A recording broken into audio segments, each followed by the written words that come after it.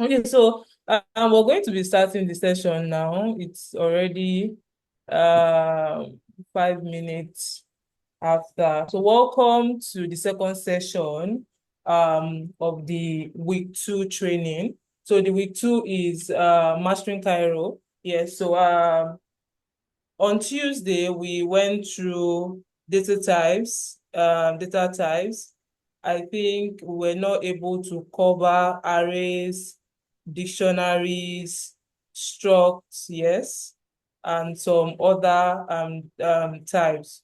Today, Country Cousin will be taking us through arrays, structs, dictionary, ownership, reference, snapshots, and the others. And he's also going to be solving like together. It's supposed to be like an hands-on session, like solving the Starklings challenge. I mean, from what you have learned so far.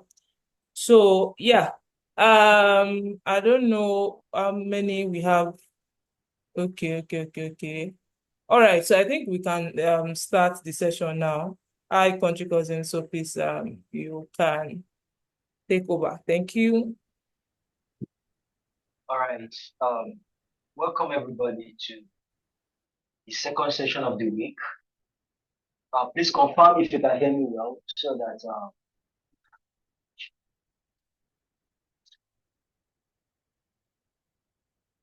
I can hear you.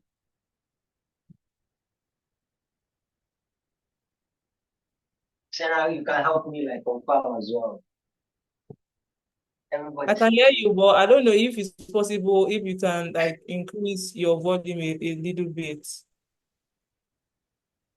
All right. All right. Yeah. Okay. Somebody says yeah, loud and clear. All right. Thank you, Collins. So we are going to continue from where we stopped in our last class. We're able to go through the very fundamentals. We talked about the how to define a variable, function, then the flow, um, control flow. Talked about loops.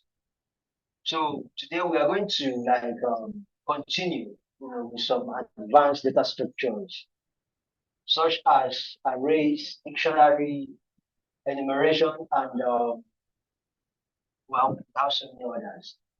And we do our best to actually finish everything so that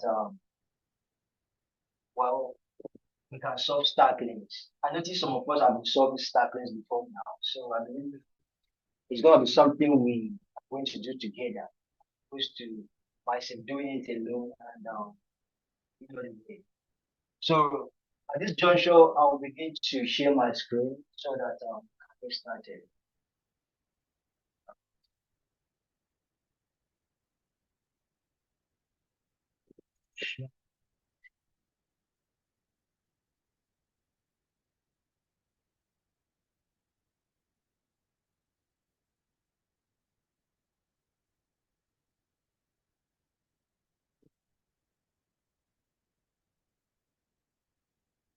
Sharing the link so that we can all follow.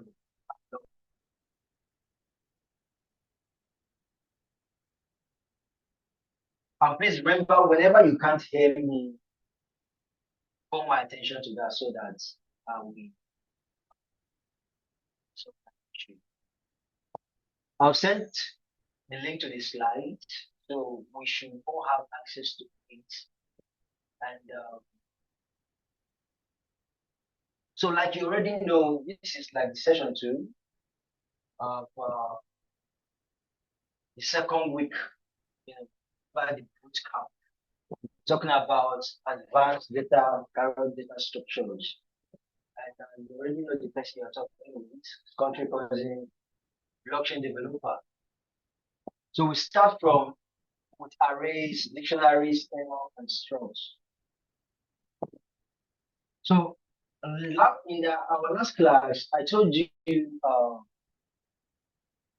array is actually a collection of items of the same type. I believe we talked about fixed size arrays. Okay, somebody is let me say Okay, you can't hear me. Prince, what about now? Can you hear me? Meanwhile, I need to confirm this is not like a personal issue. Every other person on the call, can you hear me? Okay, Prince can still hear me. What about the rest of us on the call? Can you hear me well? Home PC says yes, we can. Collins, we can. Okay, all right, Victor, thank you. So,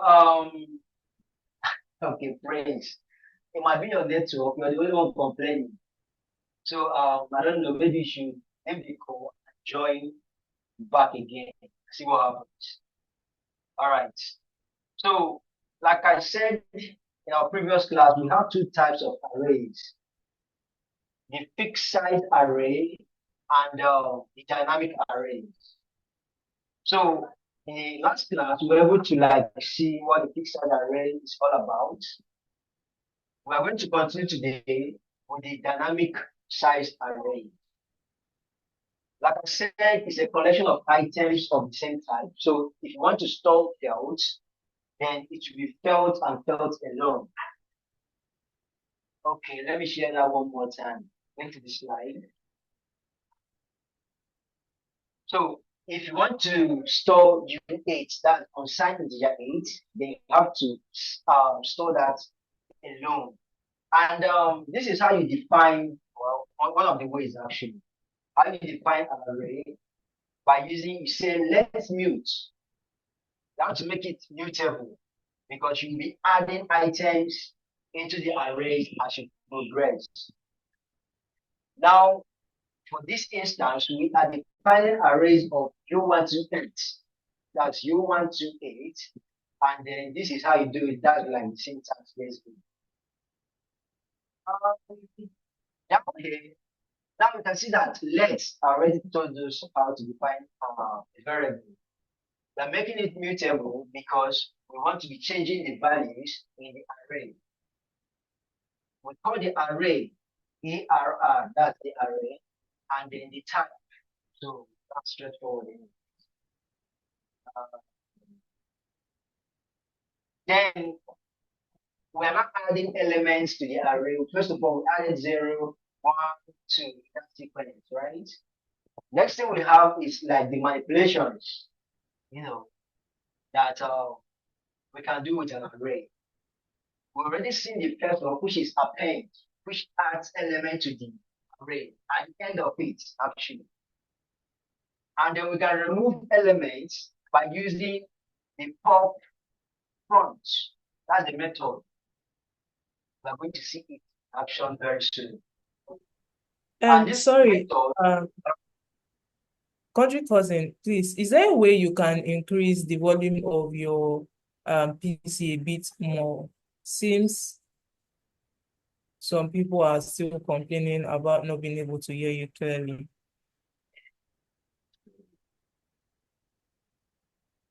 But guys, what do you think? Can you hear me clearly?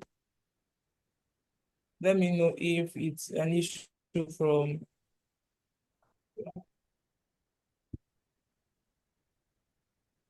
if I feel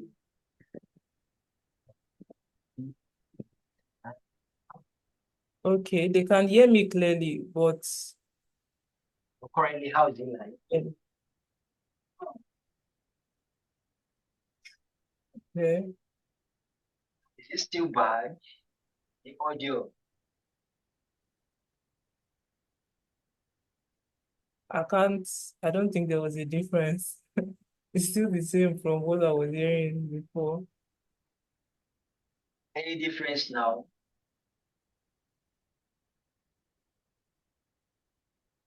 Just that there might be background feedback. I don't know. Okay, are you using an AirPod? Yes, that's the thing.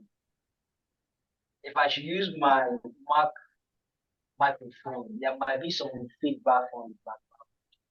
I don't know. Okay, what about now? Okay, so I think it's better. Can you say something else? Let's hear you.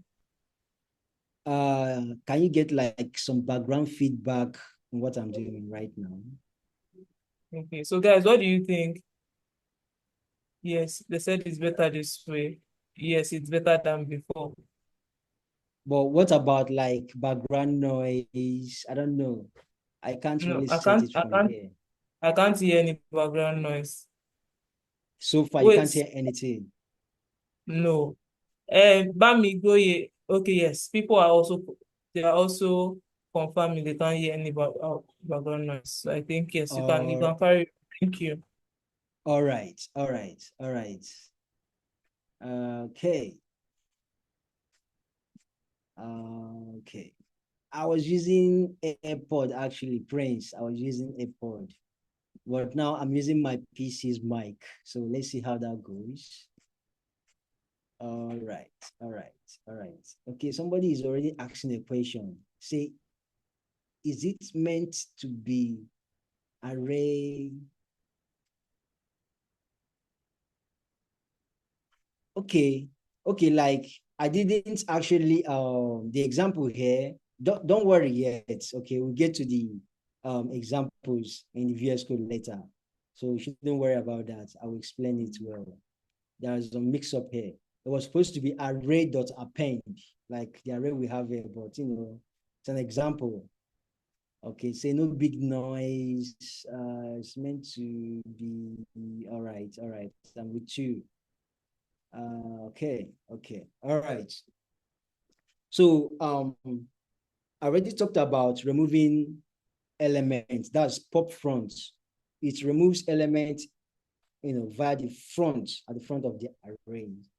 Let me see. Do we have anything else?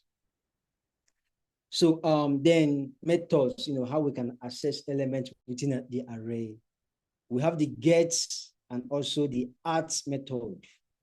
Now the two actually they do the same thing, except that one helps you to handle scenarios whereby you have issues of maybe out of bounds or there is no element at all in the array.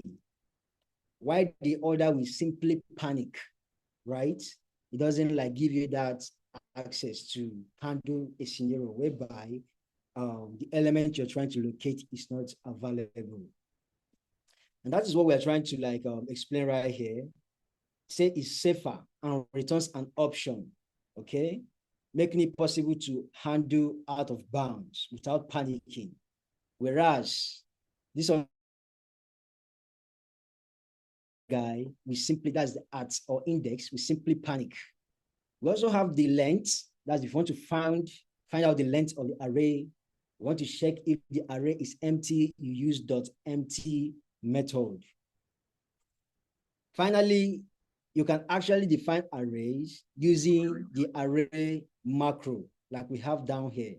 This like saves a lot of time and is a bit more, friendly compared to what we have here. So right now, I'll be going to the VS Code and just show us like a sample, like a snippet of these arrays and the things they do, where they are in action. Okay, let me open my VS Code. Okay, I think this guy should have what I yes. Array. Now making this very large as well. So I believe my screen is big enough so that we can all see it. Um, so right here we have a main function. Is it like big enough or should I increase it more?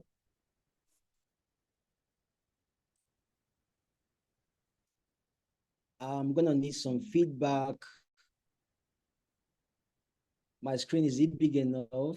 The front, or do I need to increase it? Okay, it is. All right. So, all right, it is. Thank you. So at this stage, we have our main function, which is supposed to be like ever present in our program. And then we define array in line 3. this array is going to take felt. It's going to take type felt. And from line 5 to line 8, we succeeded in populating the array with about 24 elements. Remember, arrays are zero-based. I'm talking about the index right now. So based on the method we've seen so far, we've successfully used append. Now let's move over to maybe to get index. That's the get method using the get. Okay, we have art actually in my code. So right here, we are using the array, which is A in this case. And we are like trying to locate the element at 0. Like I said, it's zero-based. So it starts from 0, 1, 2, and above. Whatever we get, we are going to store it right here in this variable. And then somehow we are trying to test and make sure that everything works the way it's meant to be. Let me comment out the rest of the code so that we can see what we are doing. All right. So at this juncture, we are expecting the element at index 0 to be what? 8. And that is what we are trying to test out here. This is how you test, assert, if a value is actually what you think is supposed to be. So we are trying to assert that the element at 0 is 8. If I go back to my terminal and run the program, let's see what happens. We're expecting it to compile successfully. If it doesn't compile successfully, then we investigate. It says main function not found. So in my, I think I commented out every other thing I was supposed to not comment out. Main function, there is main here. Oh, sorry. I go back to arrays, my lib. I'll make this visible actually, yes. I'll make this visible. Going back to arrays, and I will run the program one more time. All right, so right now we're expecting it to compile successfully, and we can see that right here, compile successfully. That means the element here is 8. If we change it to 9, let's see what happens.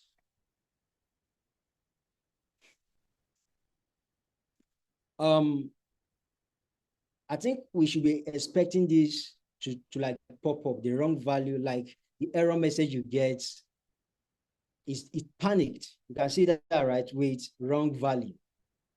All right. So you can also print out the value at at 0. That's 8. Let me just take it back to what we had. So with that, we've actually, okay, there's something here, this asterisk. I know some of us might have a question about it. Now, okay, like you can see, with the print method here, print function macro actually, we're able to get the value 8. So this is called desnapping. Say we are desnapping. There's something called snapshots, which we are going to cover later on in the session. So after you take a snap of an object, in the end, you are expected to desnap it in order to get the original value. That is what we succeeded in doing right here. If I should take that off and hover over this, okay, it's not giving me, yeah, it says type mismatch. See that? So currently is a type of a snapshot item. So if I should desnap it using this, everything works fine. Next thing we have the get method. So I will comment out here. Let's see how that works. This is the array like we've seen. That's A. We are trying to get the element, first element now. And then after that, remember with get, you can return an option in this case. So it can be that there's a value or there's no value. With arts, it simply panics. But with this other guy, it can give you, alternative to like work around it. And if I should run the program, we should get that Cairo run. All right. I don't believe we have any questions so far. Everything should be very clear. Now, this is where we tried out handling the option, like in case there's an error, a scenario like that. So we are setting the index to be 3 now. And if you check this should be 0, 3, 0, 1, 2, 3. That should be 2, right? The unbox method ends clear. Well, unbox is something that happens underneath. Like, you don't see it, right? If I should take it off, it's telling me to unbox it. If let me just go to unbox, maybe we can see the functionality. So unbox takes a box. It's a bit complicated. And then returns no panic. So you can see the definition of the function. This is from the call lib, actually. So you are trying to, there's something in a box. It takes a snapshot and box it. If you want to retrieve the actual value, you have to open the box and get it out of it. So that is basically what we are doing right here. I hope that is clear enough right now. So going back to, why is this not?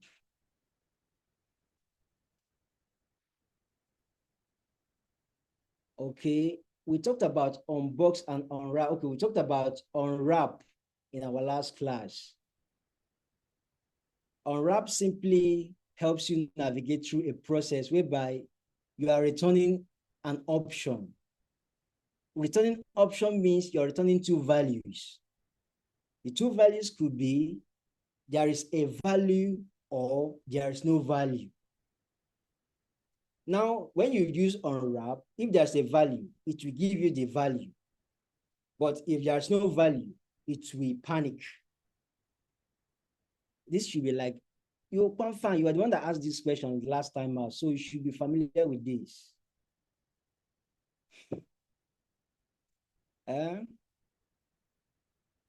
Okay, but it was in the class, actually. It was in the class.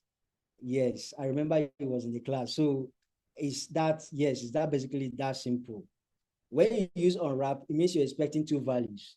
Either there is a value, that's value 1, or there is no value. That means there's nothing there. Expect those unbox work like expect method in anyway.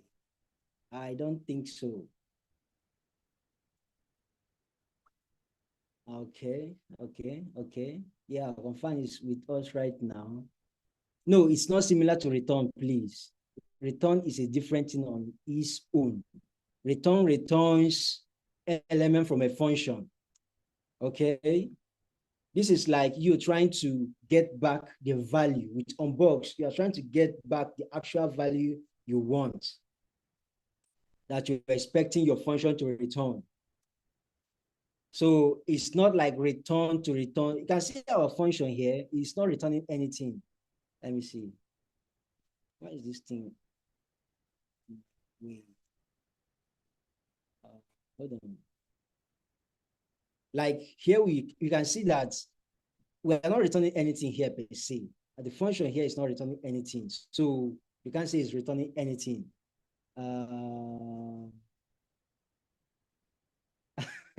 Yes. Mr. Weeks, you can think it like that, unboxing your Valentine's gifts, because the value we have here, this guy gets boxes whatever you are supposed to get.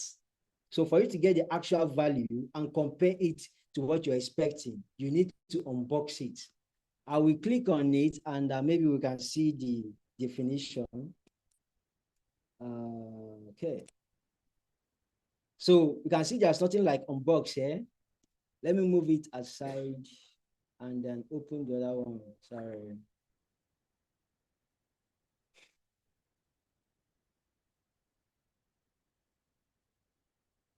Okay, let me keep it here.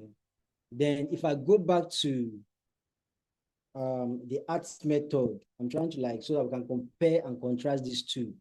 You can see within the definition of art, it was unboxed for us. And that is the reason we did not have to unbox it here. And we simply get our results straight up, just with taking a snap, the snapping the process. But with the other guy, that's the get. You can see the function where it was defined. There's no like anything unboxing. And there's this box trait. We'll get to trait in a moment. So this, because of this guy here, box, and then we are pointing to a type T. That is the reason why we are using unbox to retrieve back what we need. I don't know if that is clear enough right now. Okay, or you can think of it like unboxing your Valentine's gift, like Mr. Wicks rightly said. All right. So I'll be continuing right now. So why is it throwing up an error? Missing a token. Maybe there's something wrong. Okay, I think that should be this guy. All right, everything is fine now. Okay, somebody says that is Hamid. He says, when using, somebody is asking the question now, when using get, must we use unwrap and unbox? Yes, you must use those in order to get the actual value you are hoping to get. Okay, you are using unwrap, like I said earlier, because you're expecting two values. Two values in the sense, the index you're trying to access might not be present in the array. You get this? Or the array might be empty altogether. So you need to use unwrap to make sure that you are getting what you're supposed to get. For unbox, I already showed you the reason as well. All right. We have one more question. I have seen you use felt U128 data types interchangeably a couple of times for integer values. What is the most ideal time to prefer one over the other? This question extends to, like I said in our last class, it depends on you, what you're trying to achieve, Hamid. But it's usually advisable to use U8, U32, U64, like, because they implement some type safeties, like overflow and underflow, all those kind of checks. They implement it, talk about the ability to compare and contrast between two values. These other values you just listed here implement that, whereas felt doesn't. So it's usually always actually advisable to use those ones so that you be specific about the data type you are using to avoid running into some, unexpected behavior from your program. I hope that is clear enough, Hamid.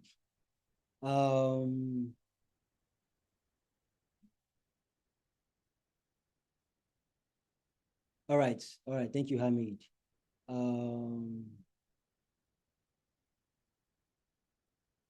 What is my guy trying to say? It could be box type, i.e. All right. So if you actually have a question, you can drop it in the comment section. I will get to it as I progress. So right here, we are trying to like access the index at 3. Okay, for this instance. Remember, we are still working with the array we have up here. This is the array we are working with. We are trying to access the element at index 3, and then we define a variable y using the match expression to like, this is still the array, and then we are calling on the get method, then passing in the index. Now, remember, get returns 2 values, 2 options. Either sum here means there is something there. None means there's nothing there. It's that simple, actually. So we didn't cover MASH in our last class. So this is like an opportunity to understand what MASH does. If you have any question about it, you can ask. It works like if expressions, except that MASH is said to be exhaustive. Like you must exhaust everything you have before your program compiles. So right here we have option, taking in sum, because we're expecting something, right? And then we are here, just like what we did earlier, we are unboxing and then snapping it. If the index we are trying to access is present, we are going to get the value. Else, we get this error here. So let me run this program and then we see what happens. Scab, run. Okay, it's complaining that this variable was not used. Let me see.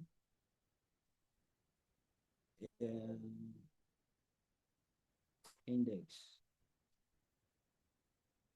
So I can actually, this is where I was trying to print it out.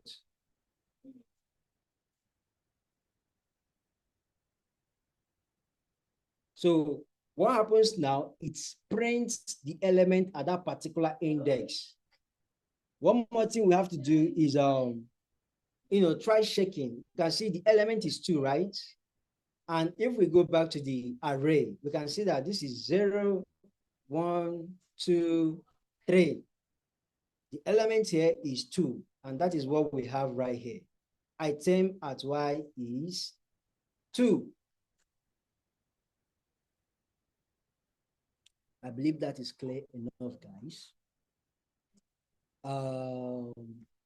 Next thing we have to consider, why using mash?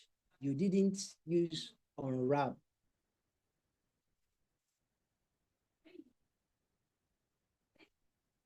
We used unwrap here in this other scenario. We use, remember, unwrap simply panics. Ebuka, when you use unwrap, it means you're expecting your program to panic. But in this case, we are handling that error so that our program will not panic. That is a simple, like very simple explanation. Does that make sense? Yes, it does. All right. So next thing we have to do is pop front, the one that removes elements from the front of the array. Okay, so maybe I should just comment these guys out one more time so that we don't have so much going on our terminal. Pop front simply pops out the elements in the front of the array. So in this case, we're expecting 8 to get printed on our terminal. This is very easy. This is where we are. All right. Remember, I'm still like trying to unwrap it because there are 2 instances. Maybe there's not even an element in the array, in which case you want the array to, the whole thing to panic. Let me change this to, remember we are expecting 8. That's why I had 8 here. If I change it to something like 90, now let's see what happens when I try running the program. I think I'm expecting it to panic, to fail. in a way, but let's see what happens. So you can see it panicked. Say popped seem wrong. That's the error message we have here. By the way, this is an error message. So whenever your condition is not met, the error message gets printed out. All right. I will simply comment this out as well as we move on to next method, which is the length of the array. So here we are trying to check, we call the length method anyways, on the array to see if is equal to 3. We're trying to confirm it. Else, we want this message to get printed. So it says it's wrong, actually. Meanwhile, what we have here is 0, 1, 2, 3. So we have to count it as 1, 2, 3, 4. Now, if we change this changes from 3 to 4, let's see what happens. Okay, while we are on that, then the next method we can check on, we see is successfully, and we have the length of the array is 4. I believe that is clear enough. Okay, I'll comment this. Then we have the length.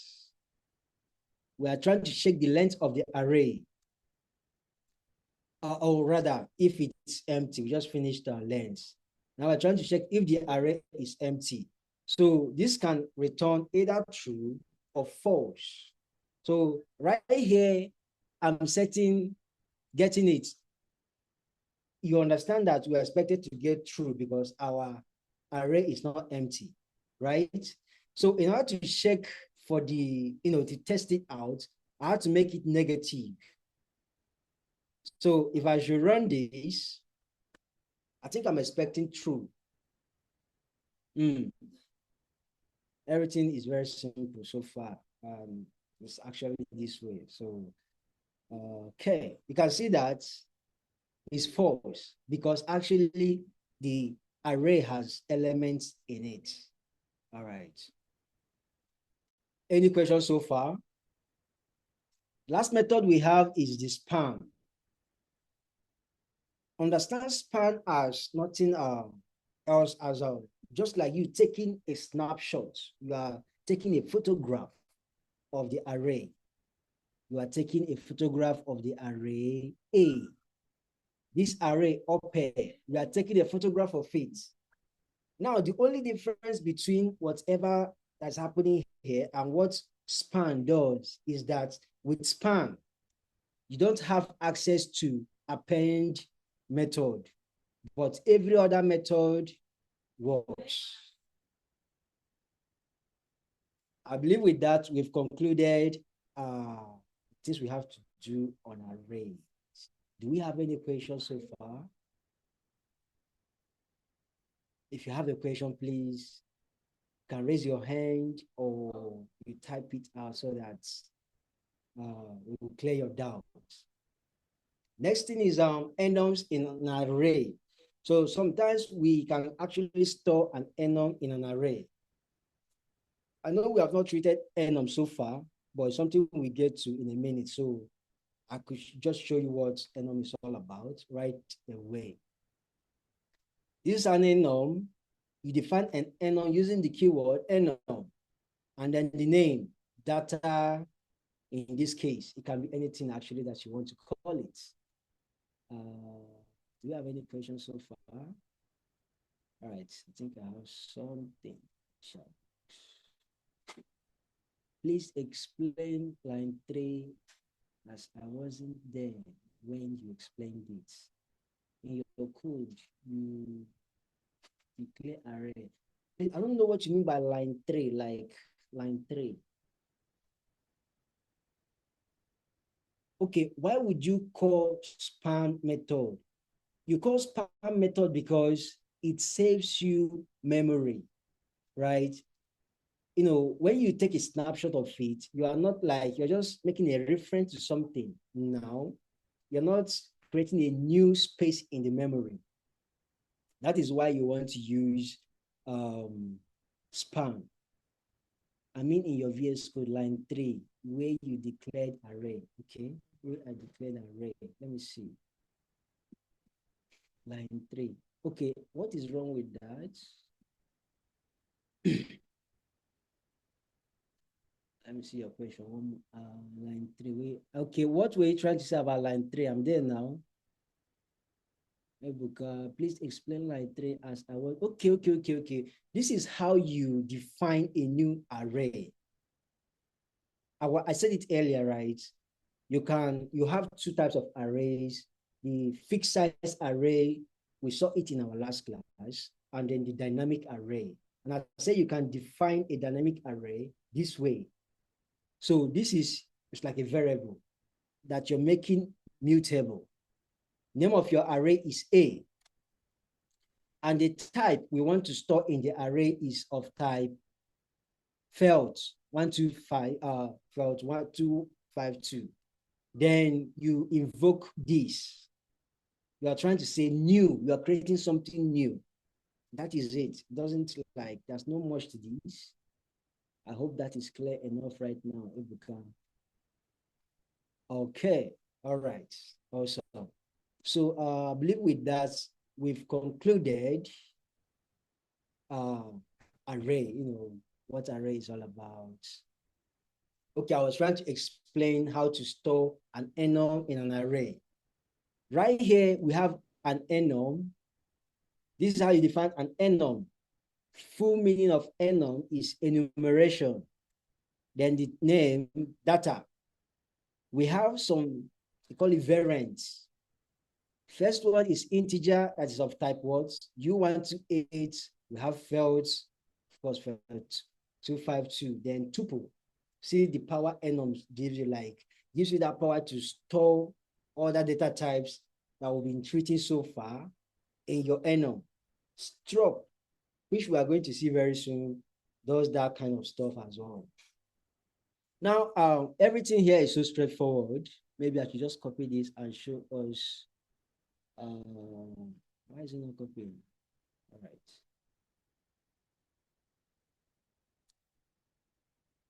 All right, so I'll copy, go back to. All right. So this is the enum, and you say send link to the slide. What does 2: do? Okay, the 2: simply is how you call an enum. Sometimes you use it to import as well, but just take it easy. That is how you call an enum. The name of the enum is data. You can see it here. Then we are trying to access this value here, integer. You can see it right here. So you say data, name of the enum, then column, then the name of the variant, then the value, which is 100 in this case. Meanwhile, we defined our enum right here. So Celia, I hope that is clear enough. Then for the person asking for the slide, I will send it right away. Okay, to meeting. All right, everybody should have access to these. So I've sent the slides so you can have access to it as well. All right. So that's what is actually happening here. We are just trying to store this enum here into the felt we define, the array we define here. And this array, we are calling it messages, unlike the other one that we called A alone. In this case, we are calling it messages. Remember also, we have to make it mutable because this functionality can only work if the variable is what? Mutable. And okay, let me not go far. Data type, we have something like this. We treat this when we get to something called generics. We are used to this already. This is how you define array using the array macro. All right. Next thing we have here is dictionary. It's so straightforward. Dictionary is basically like, the way your dictionary, Oxford Dictionary or whatever dictionary you use, you have a word, then the meaning of the word. It's that simple. Like it's like a table. So here, the only difference is that here in Cairo, all of your keys must be words felt, while the corresponding value can be of type T. It can be anything actually. Just remember this, is very, very crucial. We're talking about key value pairs, like mapping. Right. Then if you want to retrieve the value, you have to use the felt, which you stored the value with. In that case, you use the get method. If you want to populate it, use the insert method. These are like the two dominant methods we have with dictionary. Okay. Then we're talking about the keys are restricted to felt. So still the same thing. What else? Then we have this example. So I'll quickly go to my text editor and explain what is happening here. So this is a felt. Before you can use a felt, you are going to need to import the type felt 252 dict. So import it from the core library. Very, very crucial. Now, since we're done with array, I'll take it out and comment this guy. Okay. So just so I'm not leaving anybody behind, I hope we are all following. See, do we still use felt when it has buffer issues? Please, what do you mean by buffer issue? I don't understand that. Celia, explain to me what you mean by buffer issues, okay? All right, thank you. So this is how you like instantiate and create a dictionary. All right, Shidera, yeah, awesome. Overflows, I already said it.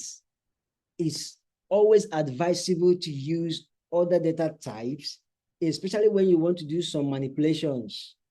You see, I used it here because I'm not manipulating anything. But if you want to do something like maybe mathematical operators, like we did that in our last class, in our last session anyways, there you might see some unexpected behaviors.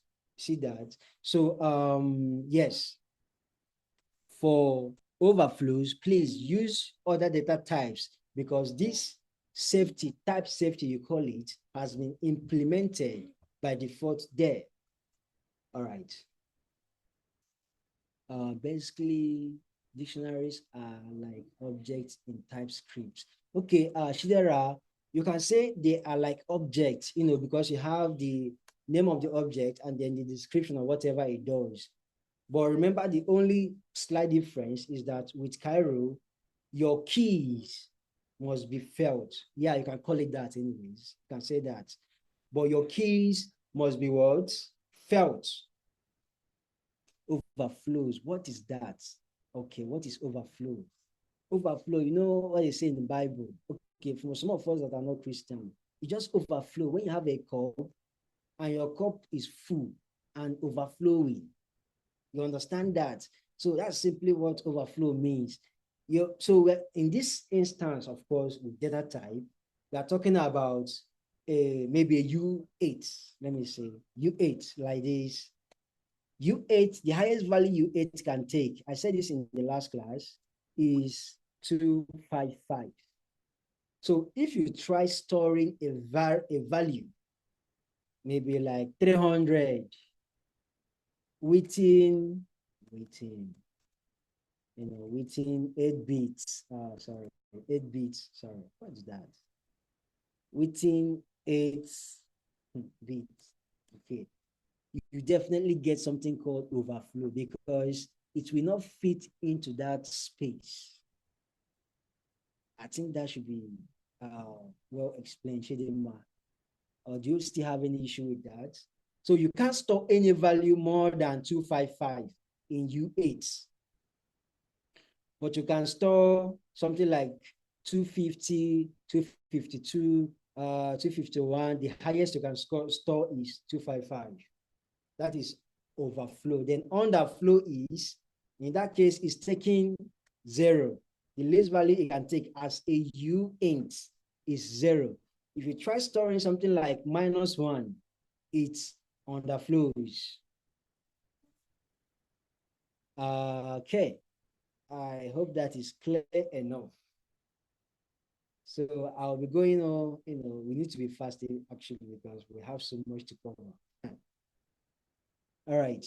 So see the action here. Here we define our dictionary, which is, we named it balances. We are making it mutable because we'll be changing it from time to time. And then is of type U64. Then this is how you set it out, default, then default. Here we are adding 2 elements. The key is Alex. You can see that this is what? Can somebody tell me what this is? Alex, what is Alex here? Somebody should tell me the data type it is. I need to understand we are following. What is Alex here? What is the data type? Somebody says string. Another person says string. The third person, what do you say? So that, majority will carry the vote or, carry the day. See, I said dictionary. Okay. U64. Wow. This is crazy, man. Alex here is a felt. I already told us that dictionary will always accept felt as the key. You need to remember this. It's so fresh, right? Dictionaries will always accept felt as what? The key. Remember that. It's very, very crucial. Then the value, someone that says U64, the value it will take is now U64. Collins, remember that. The values this dictionary will take is what? U64.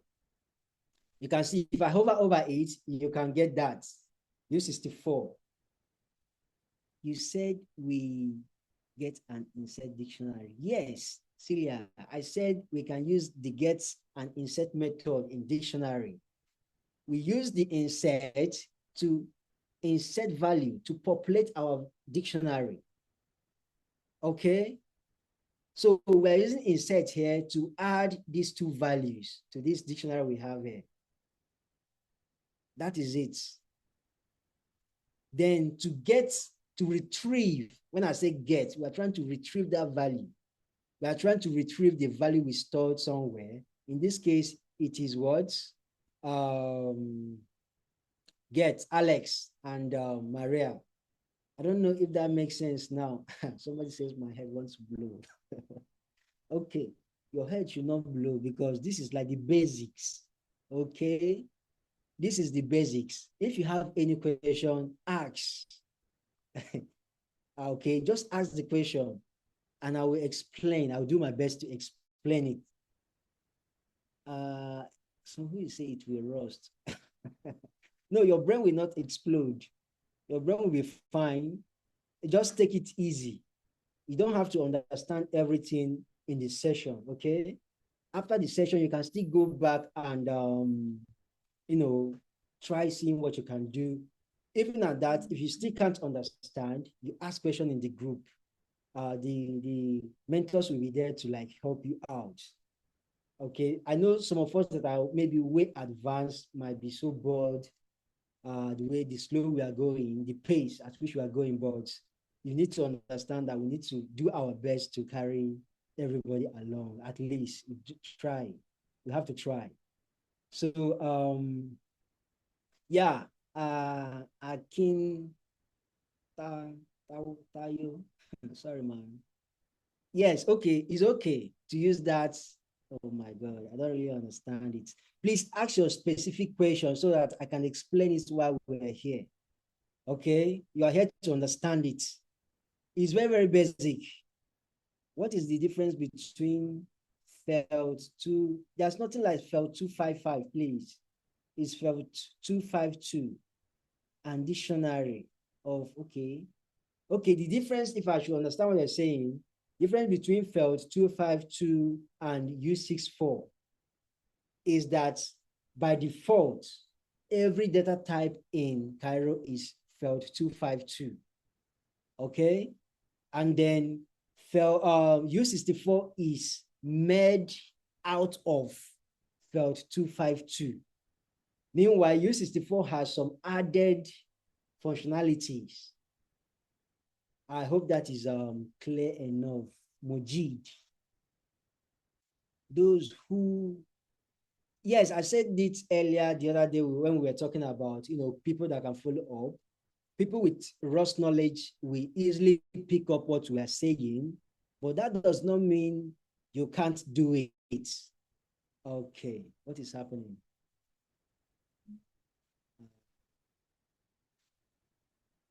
But that does not mean you cannot pick it up, even if you're not a Rust dev. So don't think it like that, please. Don't think the whole process like that. You see, why is balance not 100 since Alex is equal to 100? What do you mean balance is not 100? Okay. Okay, balance, see, Oluwa, this is where we defined our dictionary here in line 5. At this stage, the dictionary has nothing in it. It's actually empty. So with this line 7, we are trying to add a value to it.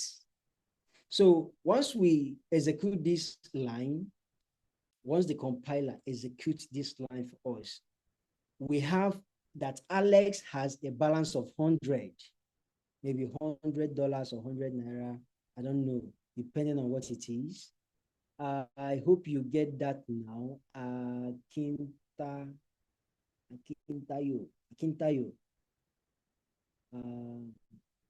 So yes.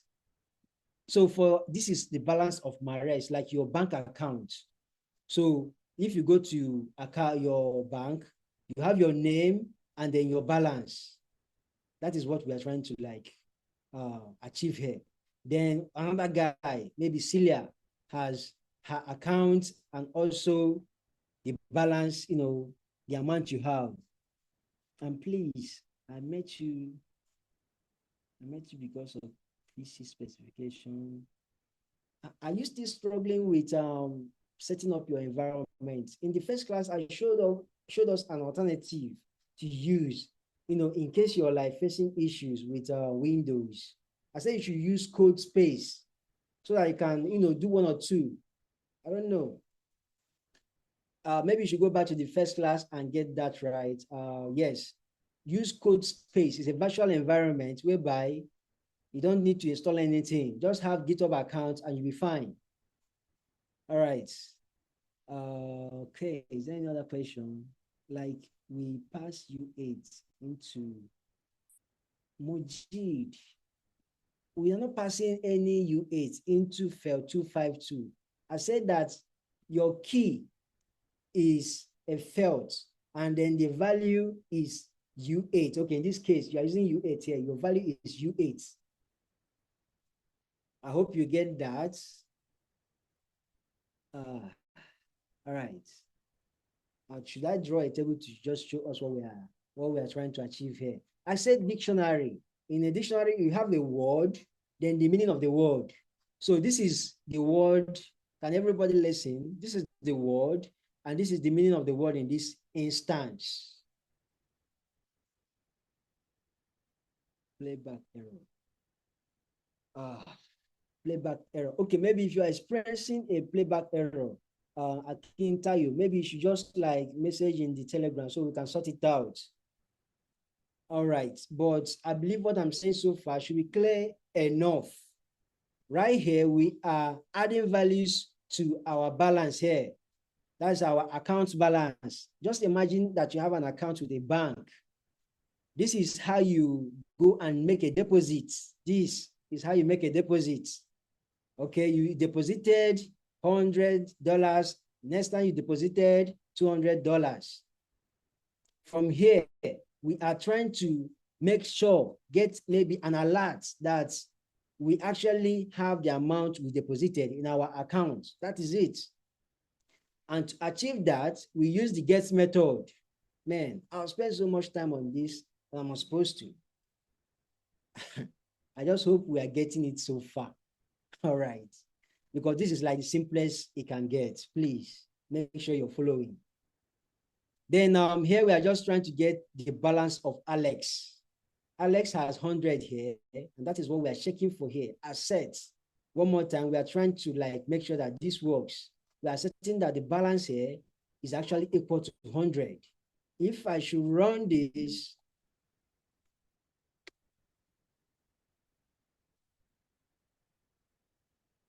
let's see what happens. We're expecting everything to pass successfully. If it doesn't, so we can say that, let me expand this a little bit. Is asset used for unit test? Yes, you can say that.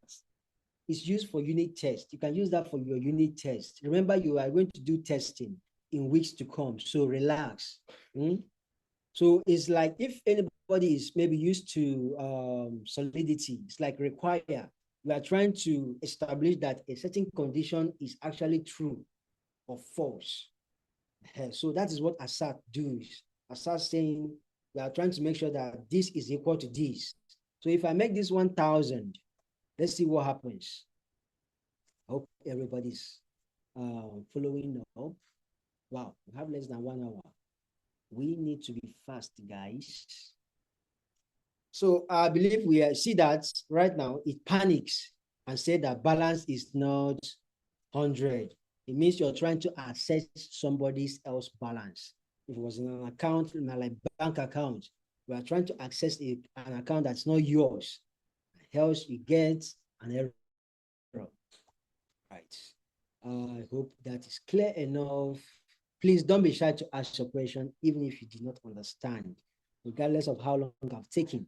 It's important you follow, because if you get stuck at this earlier stage, I wonder how you will cope as we progress. So this is Enums, enumeration, the full. You can see that here. You can think of enum as a way to say true or false. We already have bool, which gives us that. But enums right now gives us the power to, create more stuff that can still do that: positive, negative, ongoing, already done. So it depends, right? So I think I should have enum somewhere. Don't I? Enums. All right, I do have that here. So this is how you define an enum. We have the task to do. You have your to do, and then you are trying to say, okay, what I'm supposed to do is in progress, and then it's completed. Now on hold. Is it on hold? You say, no, I'm on it. So in this case, we are trying to return a tuple. Actually, this is a tuple, which is the value now is a bool. Now take note of this. If you make this double, remember this is like another way to, it still works, right? So you can still make it just empty like that, and everything is fine. So it accepts Boolean as the value data type anyways. Now this is how you instantiate an enum. We are trying to instantiate the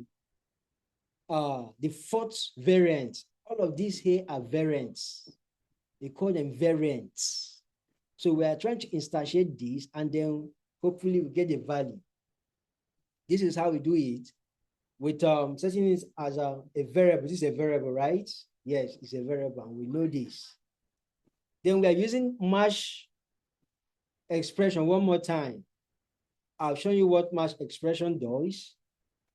And I told you it works like if expressions, except that match, I'm repeating this one more time. So if you didn't get it then, get it now. Match is said to be exhaustive. That simply means it has to exhaust all the options available.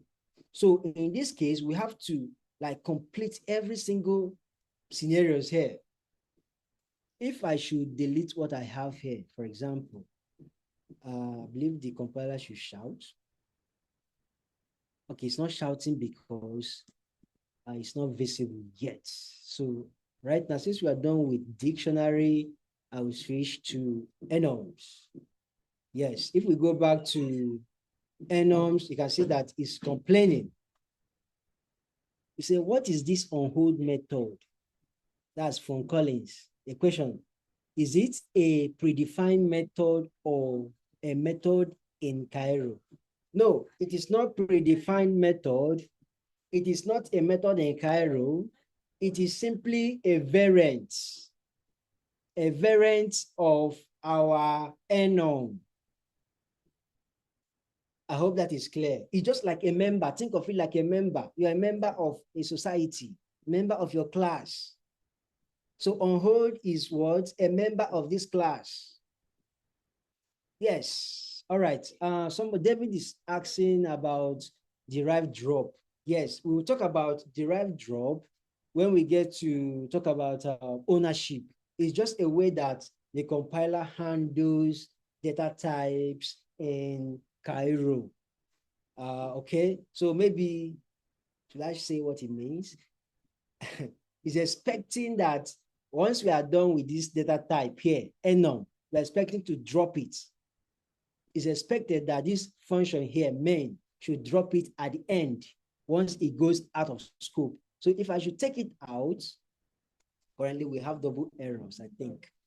Let me keep it for now. Let me keep it for now and explain what I was trying to talk about when using enums. So when using MASH expression, you have to consider all these scenarios, right? And that is what we did here. So if I should uncomment this, you see that the, what is it called? The, what is it called? It disappears. Now I'm still getting this error because this guy is present. So you can see that everything is fine now because we considered every single scenario here. All the variants have been considered and the compiler is then happy. But what if you have like 1,000 variants? Right here, we have only 4. That's a scenario whereby you can have 1 to 100. You might not have, that patient to consider every single scenario. In that case, you use this underscore to take care of that. So I will simply take these guys out and then bring this, our brother, back.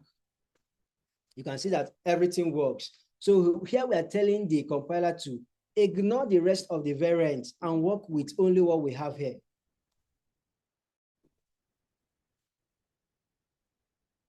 So far, I believe we are getting it. Yes, enum is like an object. Yeah, think of it like that too. But I shouldn't say it's an object, but think of it like that. I already gave an example. It has to be something that's true or false, Okay, somebody else is asking that. Yeah. So far, I believe we are following. I'll be moving on to the next task we have on our list. Any questions so far? No questions. Okay, Wilfred says, so what's choose, say, what's that means? You can choose which, yes, you can choose which variants you can actually output. You can choose whichever one. But remember, whichever one you choose, you have to update it right here as well. Yes. So we are choosing this third, the fourth guy here. We are updating it and saying that to do is what? What did we print actually? Let me see. If we print it, let's see what gets printed out. We can choose anyone that you want to print out. So it should be fine. The tax, you can see that the tax is what? to do. That's this one. We are not printing on hold. So if you want to get on hold, you probably have to like consider this other last guy right here. Somebody is saying it is person go mad here. No, you don't have to be mad. You'll be fine. Ebuka, you'll be fine. Like I said, just take your time. Okay, get as much as you can get right here on the call. The video will be there for you to like go through it and understand everything. These are like the basic data types. We have not even gone to the how to use it. So you'll be fine. I know maybe this is your first programming language that you're encountering stuff like this. Like I said in the last class, it will require more work on your part, but you'll be fine. So nothing will do you. Okay. But if you have a particular question, like a specific question, ask the question so that I can explain it. Please explain the relationship between the two lines that made it through error. Okay, I've been saying that already. It was throwing error because, like I said, with match expression, you are expected to handle every single scenario that these people present. Okay, it's just like people coming to your party. You're expected to like attend to everybody present in your party. You have to make them happy because you are the one that invited them. Ebuka, I hope that is clear now. You have to make everybody happy because you are the one that invited them. Ahead. So, but if you decide maybe that for some reasons you are unable to buy drinks that's enough for everybody, then you begin to give them excuses. Once you begin to give them excuses, that is when you use this guy here, the underscore. Say, okay, I beg you, I lost my money. I couldn't buy enough drink for you guys. That's when you use the underscore to like say, okay, handle everything else. You give them excuses and everybody go home, maybe, I don't know, happy or sad, depending on the kind of relationship you have with them. I hope that is clear enough now, Ebuka. Mr. Weeks, can we assign a value to the Enum variant? Is that not what we did here? This is a value, like we are assigning it here.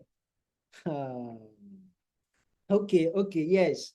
Is it possible to unmute Ebuka, Sarah, so that I can just ask the question? Okay. And let's hear his voice. Okay, is it possible? Yes, I'm on that. Okay, thank you. Wow, we still have so much to do. I might be taking some of the time though.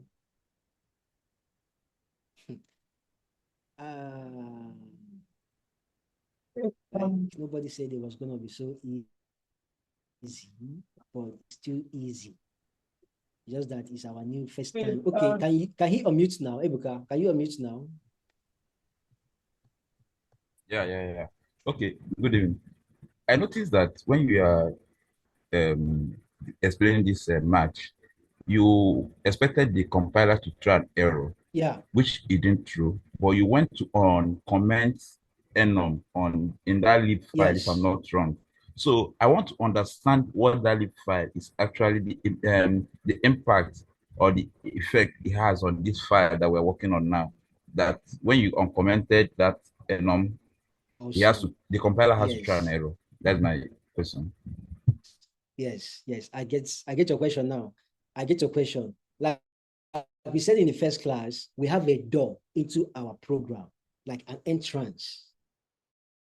For Cairo programs, your door is what? The main function. Now for the compiler even to enter into your program and access this main function, it must pass through the lib.cairo. Is that simple? Does that make sense, Ebuka? Ebuka, are you there? Yes, it's so simple like that. So everything you're doing must pass through, even if you want to create 1,000 files, right? Every file must eventually, at some point, pass through lib.cairo. That is where like the compiler gets into. Then once it enters there, it looks for this other guy, then begin to execute whatever you have. All right. I believe that is clear enough for everybody now. Now let's go back to the slide. We're still on the 14th. Even up to 14. Then next thing we have is the structures. Short, we call it structs. So structures are like, okay, a way to like handle structs, a way to handle maybe you have, like somebody said, can we call Enum an object? Now, this is the one you can call an object because it gives you the title. For example, here we have a book. Then it gives you the title of the book and then the author and then the year it was published. So you can actually liken struct to tuple. Now, struct is, it can take any data type. You can see that we have U32 and felt as well. So, but the difference now is that this gives you a lot, much more flexibility. We'll see that in a minute. You can see how we can access it. Book, that's this guy. Book dot author, we get the name of the author. Very, very simple. And we can even reassign value. So Structs makes it a lot flexible to work with data. I hope that is clear enough. That is not too, yes, we have this derived copy drop one more time. I say you should hold on it. We explain it when we get to ownership. All right. Okay, please, if you have a question, ask. Else, we leave you those print stuff, supply, you say apply to Enums, or it can apply, let me see. When we did Enums, did we output anything? Yes, now we were able to output something here. You can see that we outputted this. So yeah, the ignore stuff you said about, please, I don't know, can you unmute and ask the question so I can understand what you're trying to say? So, okay. If I understand what you're trying to say, if the one we define here is not what we are calling here, like in this instance, we're not calling to do, right? So this guy gets printed out. But if we change it to, we have to do, right? I think that is what you're trying to, let's see what happens now. Scalp Cairo run. So we're expecting to get tax is to do. At least that's what we're expected to get on paper. Okay.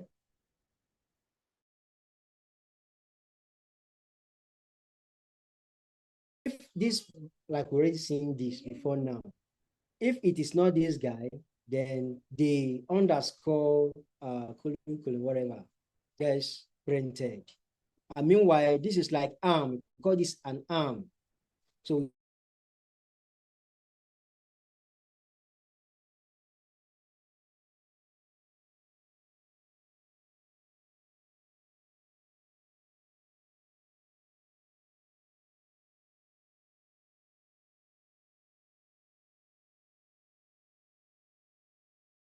yeah, all right. So we're still talking about the function. Okay.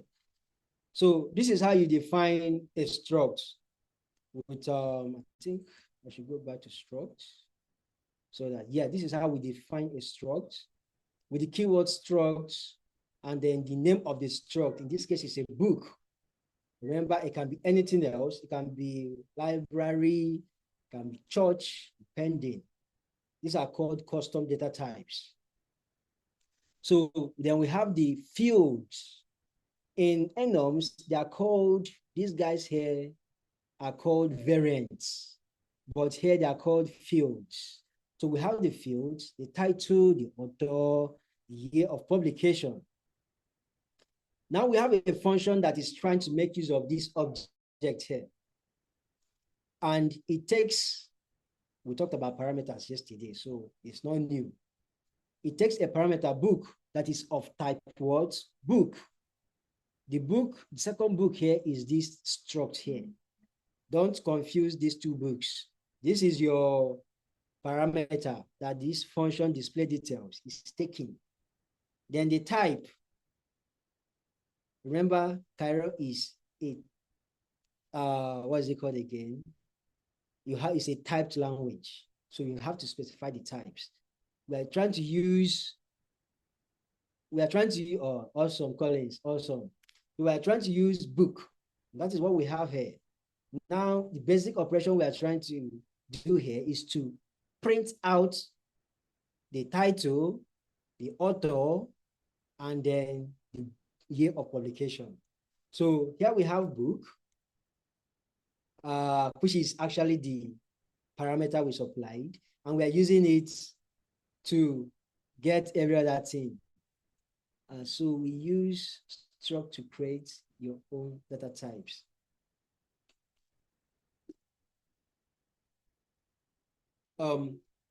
Struct is a data type on its own. Yes.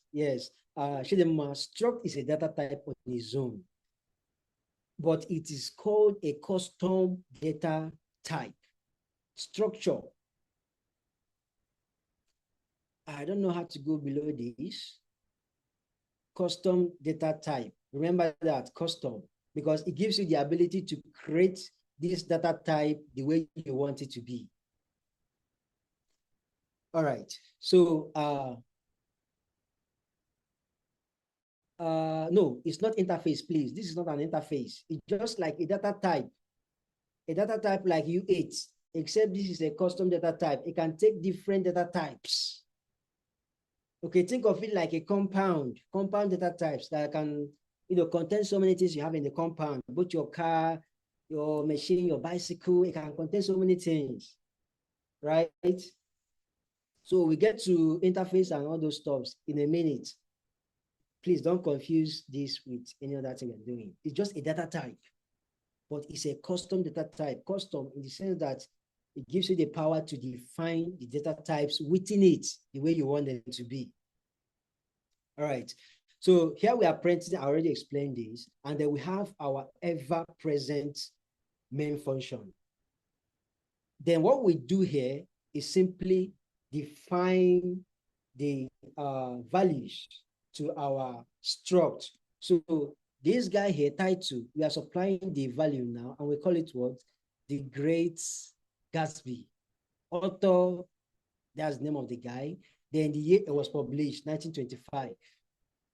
We are just trying to, impute values for these fields here.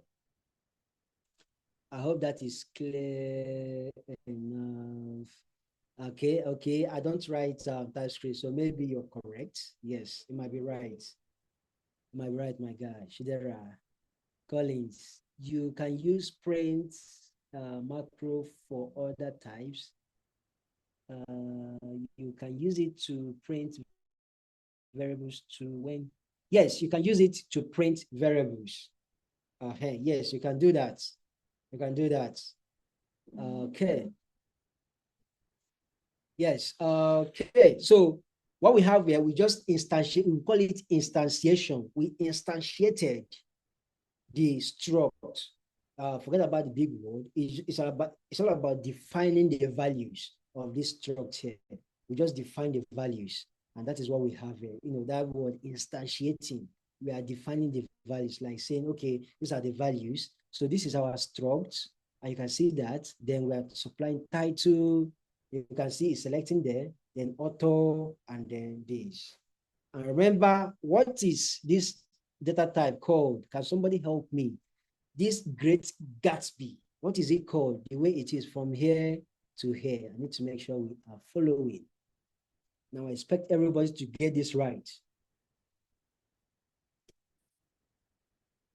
Collins said felt.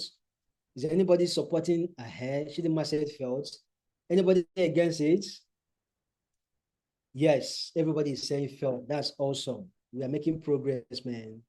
That is felt. It's short. It's called a short string. If you have forgotten, felt, that's called a short string. All right. So here we are trying to display the details, and display details, remember, is the function we have up here. So we simply supply this variable we have here, and then we print it out. Let's see what happens. Let me comment out these guys here so that we don't mistake it for something else. Okay. If we finish this thing today, we have to, I must take your time today. How much word does a felt actually carry? As we said it the last time, 31 at most, 31 characters. Once it's more than 31, you are going to run into compiler's issue. Yeah. So, oh, sorry, I was still in the wrong place. Let me bring us where we're supposed to be. Okay. We have structures now. Going back to this, and I will execute. So you can see what I'm struggling with here. If the file I want to execute is not visible in the lib.cairo, I will not get what I want to get. Yes, thank you, Mujid. Right now, you can see that the title is this, the author is this, and then the year of publication is this. Can somebody notice what is happening? I will leave that to you. If you notice it, I will then explain. But we are able to print out our author, the year of publication, and then title of the book. Yeah, we got that. So next thing we can do here is assessing field. I think we already did that somewhere. We assess the field right here. That is the same thing we are trying to do here. So we assess the field, book, my book dots, title. So then we can actually modify. We can modify, and then instead of 1926, instead of 1925, we change it to 1926. This can still work. And yeah, that's about that. All right. Functions and struct. So you can actually, I'm just trying to like tell you, you can use your functions and structs together. Is it here? Yeah, okay, it has to convert the result into numbers. Okay, few converted mathematically. Yes, these are one of the issues why it's advisable you use the data types, other than felt, because you can see the gibberish is giving us a, you don't understand what is happening. This is actually the name of somebody. It doesn't make sense, right? But if you want to convert it so that it will make sense, you simply copy this value, copy the value. Oh, sorry. Come on. Copy the value and copy it. And I'll go to one of my favorites, call it utils. It's like a converter.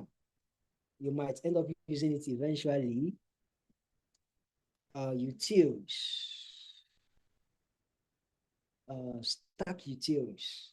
So if I should paste that gibberish here, you can see that it gets, wow, I didn't copy what I was supposed to copy. All right, let me see if I can get it now. Copy. I hope that works now. Yes. So you can see the name here in form of a string. But what we have here is a felt.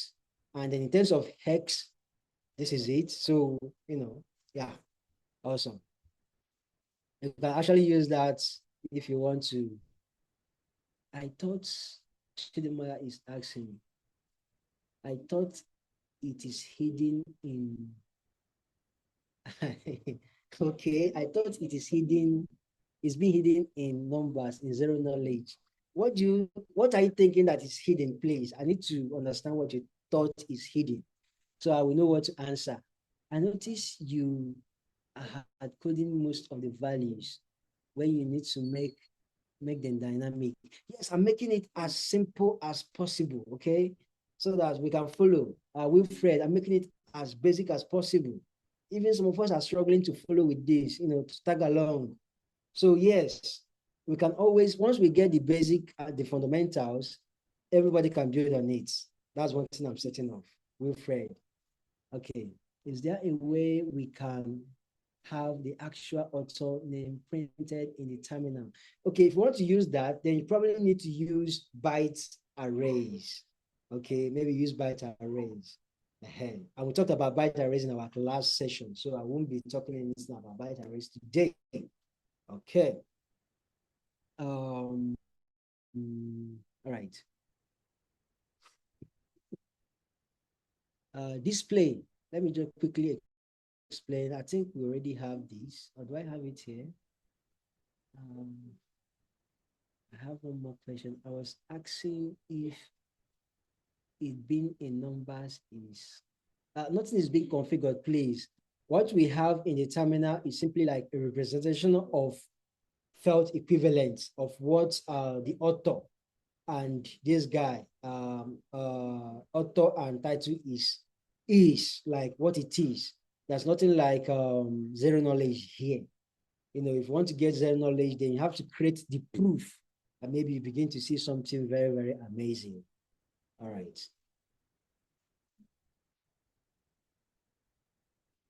All right. So I think we are done with structs. Now for this guy, we are displaying I think it's still the same thing we did. It's still the same thing. I've explained this already. So let's move on to the next thing we have. Assessing, we've done this. Next thing is traits and generics. All right, traits and generics. I hope there is no question because we're going to a new session now. Traits and generics. So you can think of traits just the way it is. It might seem like a big word, but it shouldn't be. Trait is simply trait, like characteristics, the English word for that, characteristics. For human being, for example, your traits include you can run, you can speak, you can laugh, you can walk, you can shout, you can scream. These are your traits. So we're talking about trait, the qualities you have, the properties you have, the characteristics you have. I'm like trying to explain it in so many ways. Who says you can write bugs? I don't know what you mean, and you can write bugs. I will do our best not to write bugs. So, okay. So with traits, the definition here says set of method that can implement behavior, right? It's about common. Take note of this word here, common. Maybe I should just make it bold. Common, something they have in common. So implementing the method. Now, somebody talking about interface. This is the one I can actually agree that is similar to maybe the interface from somewhere else. Traits implement generics. Now, the two work hand in hand. No, don't worry. I will tell you what generics is. And makes the code flexible, helps to enforce shared behavior. It's just saying the same thing all over. Now, for you to define a trait, you use the keyword trait and then the name of the trait. All right. So I will navigate to the trait folder. So we get started with trait. All right. Our time is almost up, man. And we're still on 14. I have another 14 to go, or less. Oh boy. So in our file here, all of these, don't bother about it because I believe we have already covered it from here to here. We have covered, these are like structs and objects. Traits, dictionary, they look alike. Are you sure they look alike? Maybe they look alike in a way. I'm thinking because they have key value pairs, but remember there are there are like differences. Mr. Weeks, I'm talking to you right now. There are differences, and I hope you can you can see them. You know, even the way we call we interact with Enum is not the same as Structs, and it's not the same as dictionary. With dictionary, you use the get method. With Enum, you use double colon. With Struct, use dots. So, and as much as they might look alike, you know, in tabular form, yeah, they have key value pair, but don't mistake one for the other. All right. Okay. So this is what a trait looks like. Now you define it with the trait keyword and then the name of the trait. In this case, we are trying to understand the characteristics of what? A cat. You know, a cat maybe can run, it can jump, it can make a sound, it can eat. That is what we are, but for this particular trait, we are only concerned with the noise a cat makes. All right. Then another trait we have is the type that goes with animal traits. You can see we have something here. That is what generics is all about. I hope we are following. I will say that again. In the first trait we have here, there's nothing like this T here. But in this second trait, we have a T. That is where generics enters. Why is it generic? It's generic because it's giving you the ability to use different data types within this particular trait. Is your head about to explode? No, your head should not explode. It's that simple. So think of it as this is like a hole that anybody can maybe go and borrow.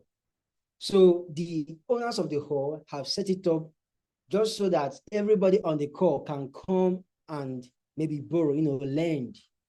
So whenever you come to borrow the hall, what happens within that hall is the activities you set out maybe to take place. It can be maybe to learn Cairo. I want to explain to people what zero knowledge is all about. I want to explain to people who you are, you know, that kind of stuff. So what this simply means is that people, everybody has access to it. Everybody on the call can access this. But for this other guy here, the only person with the access is maybe Wilfred. Wilfred is the only person that can access this. But in this instance, we are using a cat. So cat is the only person that can have, you know, its characteristics can be displayed or whatever with this particular method. Remember, this is a method. Now, that is one of the things you have to take note of. The second thing to take note of is with traits, you don't have to define the body. You can see that there's no function body here, just the function signature. So if you want to define the body, remember you have to include this guy. Then we are talking about something else now. But that is not how you define your traits. All right.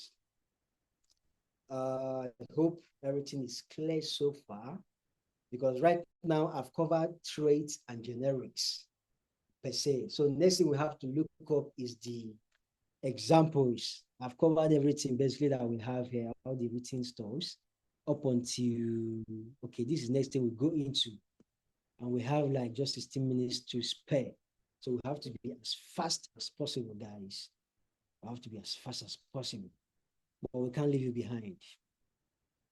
So if we want to go through this anyways, we can see that that's what we have here. We have a trait that is taken on what? Public, this guy, T, type T. Now type T can be, why writing it actually, you can make it S. Yes, my guy, you can make it S like this and it still works. So it's generics. But once you change that S, it's important to like you keep to the convention, you know, so that everybody will be happy with what you're doing. So you make it like this, but conventionally in Cairo, we use T. Yeah, we use T. So I'll just stick to the convention because I think it's cool. Do we have any questions so far? If we don't have any question, that will show you the implementation, how these traits are now implemented, because right now they are just like empty promises. Now we want to fulfill the promises. So these are like promises, you can call them promises. We want to fulfill the promises and actually do what they're supposed to do. So for cats, this is how you do it with the input keyword. This like implement. We have this of, these are like standard, then cat traits. We're talking about this cat trait up here. We're implementing this guy here. Then we bring in the function here. So the noise is what? Meow. That's what a cat makes. And that is what we have here. I hope we are following. It doesn't get so it doesn't get like simpler than this. I hope we are following. Then we get to the one that uses, okay, what do you mean by generic? Wow, I've been explaining these things. Okay, let's say you want to shop something online. Maybe, I don't know, maybe from Amazon or Jumia for some of us in Nigeria. There are some products that they usually mark generics. Now, what that means is that if you choose that particular product, they can deliver any type of brand. Remember the word brand. They can deliver any brand to you that is within that price range. But if you choose a particular brand, that means you are certain about what you want. You want it. Then you can think of that particular brand as this cat's trait. But when you are not certain about the brand that you want to choose, then you talk about generics. You can choose anyone, then anything you get, you take it. Peace. I hope that is clear enough.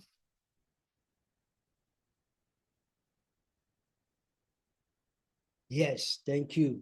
All right. So we have already implemented this, and that's the implementation of cat's traits, which is the trait we have here. Next trait we have is the this other guy. We say that it can take different data types. And in this case, it's taking a type T. Type T we want to implement in this case is dog. And where are we getting dog from?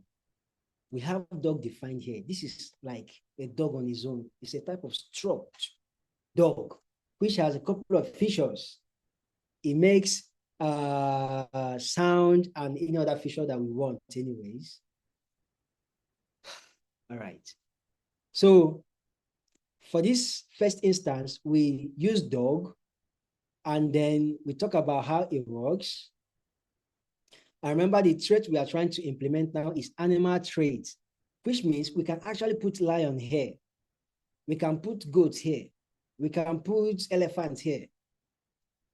But you can only put what you have defined right here. Is important. You can't take what you don't have. So it's only when you have elephants here that you can use elephant in your implementation. So currently we have dog and we are applying it here. You can see we have two implementations here: function, work, and noise. So we're trying to get these two guys, work and noise. I hope that is clear enough. It's important to understand this part, because while writing your smart contract from next week, you are going to be using traits a lot, and generics. It's important to understand it. It's not that difficult. I know maybe some of us are new to it. It's our first time, but yeah, like I said, just put in the time and you'll be fine. All right.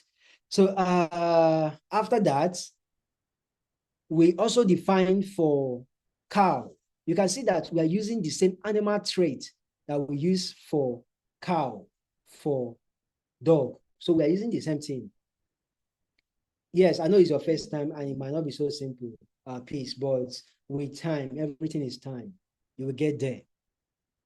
So we are still using this particular trait here. And then we have like multiple implementation. We already implemented it here. Now we are trying to implement it another place. Like I said, if you have another animal, say lion, you can still implement another one. So that is what generics, the power it gives you. It gives you to like reusable code. You can reuse the code you have. The existing code, you can reuse it in your smart contract, in your program. All right. You can use it everywhere. All right. So I'm sorry, but I'm not sure if I missed the part where you explained the derived drop. Okay, yes, I'll still get to derived drop in a second. Like I said earlier, it has to do with ownership, you know, the way Cairo handles memory.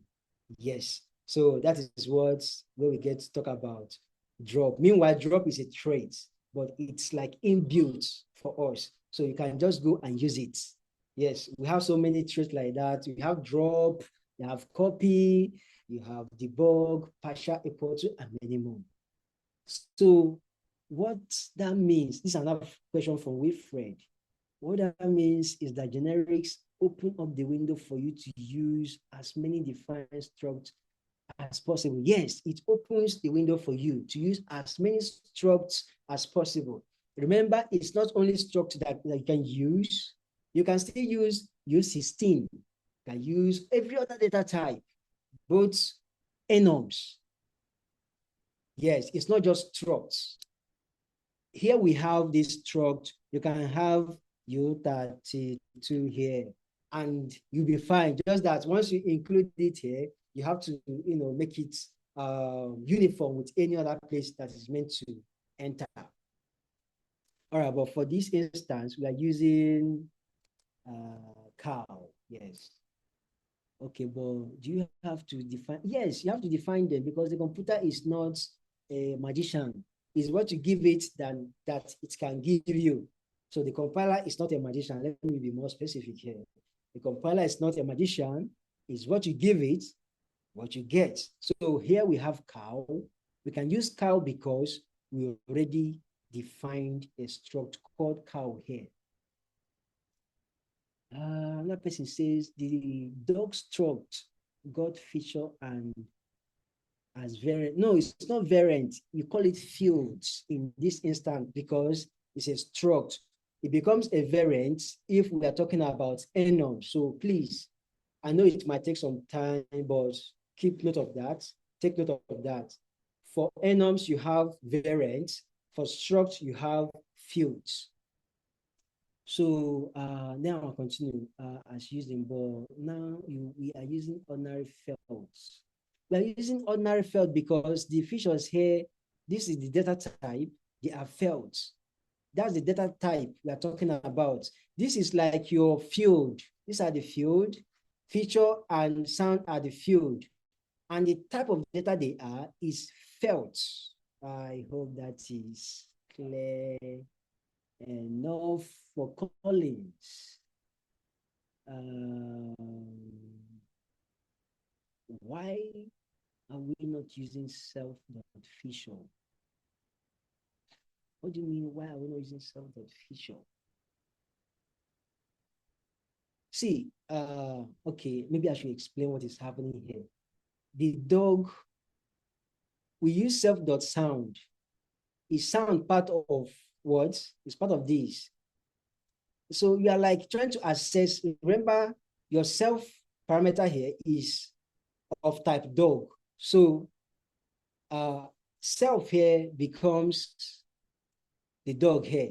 So if we are trying to use it in that implementation, this is where self, instead of using dog here, we will have self here. And I already told you how to access elements in a struct. We say name of the struct dot the field in the struct. I already told us that. So yes, that's it. We are still doing what we're specifying here.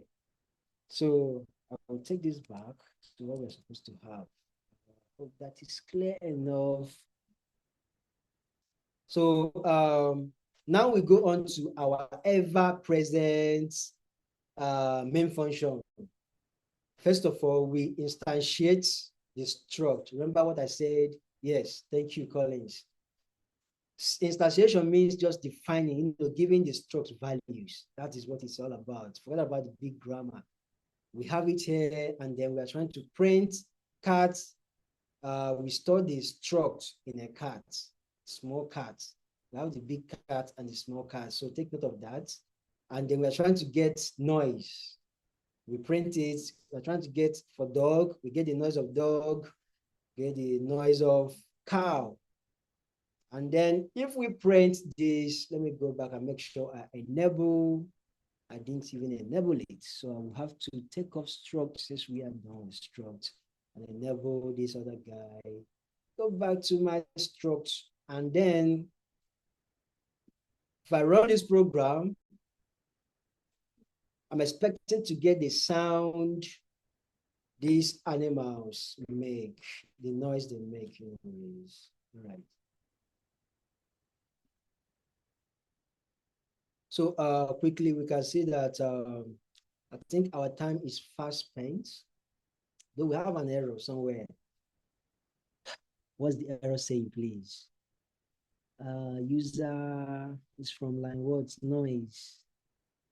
Line words, 2028. 2028. Let me see what we have. 2028.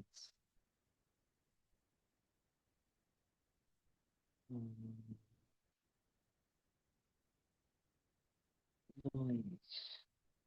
Do not compile due to previous error. What is it saying? Unexpected return. Said expected felt found something empty. Line 28. Let me see. What is there? Line 28. It's expecting a felt and we supplied felt here. Why is it throwing an error? Oh, sorry. When I was explaining something, I added this without realizing. So let's take that out, please. This is how it should be. Yes, I was trying to explain that threads do not, the body of the function, you don't use it. Like you only implement the body in the implementation block. So yes, I think that's the issue. If that's not the issue, we investigate one more time. So you can see we have our values printed out. Now, one more time, it's a gibberish. If we copy this and visit our precious priceless neighbor, hopefully we have answer for us. Passy is meal. That is for cats. So we're getting the value for cats. All right. I hope that is clear enough. Clear enough. With that, guys, we've been able to explain everything till slide 18. Onto ownership references snapshots. Just to make sure that nobody has any question, I'll check the chat section one more time. All right. I don't think there's any question. I think that's a good news. We're making progress. Okay, so for ownership, just the word, the way it goes, ownership, now it's almost time, but I will be taking a little bit of our time. Yes, please, maybe like 15 minutes or 20 minutes, so that we just rush through this. We are almost there. We have like only a couple of slides, I think like 5, and it shouldn't take much time. We have reference and snapshots. Okay, so I think I already explained what snapshot is. I've not explained what reference is and ownership. So the word ownership simply means to own something. Whatever you own, ebukamosis, whatever you own is yours. Nobody can take it from you, right? Unless you give it to them. That is what is happening here. In Cairo, every, call it data type, must have an owner, especially variables. Okay, so if we have a variable like this, first of all, before we get there, I think we talked about using immutable variable. We talked about this before now. So once a memory is written to, you can't rewrite. You can't write to that particular memory slot again. but you can reassign, using mutable if you make it immutable. This word here, very, very crucial, actually. Very, very crucial, guys. So what we're trying to establish here that this is immutable. We can't change it. We can't reassign it. And this program is trying to reassign it. So if I should copy this and go over to my code editor, and somehow I think I have a question. Diminishing returns. All right, no problem. We're almost done, my guy. We're almost done Sunday. Very, very soon we'll be done. Okay, so I will go back to my lib.cairo, maybe comment this out. I'll create another mode. Just call it try. Named it rubbish, but that's okay. Try. The 3y's dot Cairo. Right. Is everything okay? Okay. Let me see. Where is this issue coming from again? Array. Can't I comment out array here? Why is array still giving me? I better forget array, Joe. We'll go with try.cairo. If I paste this here, you can see even the compiler is already warning me that I can't reassign an immutable. You see that immutable variable. So this is how the compiler helps you to manage the memory. If you want to make this work, then you have to make this mutable. And suddenly the compiler is happy. The compiler is happy. And once the compiler is happy, everybody is happy because you won't run into any issues. All right. Right now, I'm actually running. Okay, let me see. Is there anything I have not touched here? Then we talked about constants. I've not talked about constants. Constants, unlike variables, you cannot change constants. Like the word says, constants. There are constants everywhere in your program. So this is how you define a constant, right? Now, a couple of things you need to take note of while defining a constant is you define it with the keyword const. Now, when we have these, let me just copy this out so that doesn't seem as though we're fooling ourselves. Okay. We have this, this is a constant, right? Since I want you to take note of why defining a constant, you use the keyword const. That's number one. Number two is you must define the type of the constant. This guy here is compulsory. If we remove it, you can see that the compiler is already complaining. And it's telling you what to do. Expected followed by type. So I will go back to what I have and then give it a value. Now, as for using capital letters, that is actually totally up to you. You can use small letters, you can use big ones, but conventionally in Cairo, we use caps. So just take note of that. And then it's always advisable to define constants at the global global state.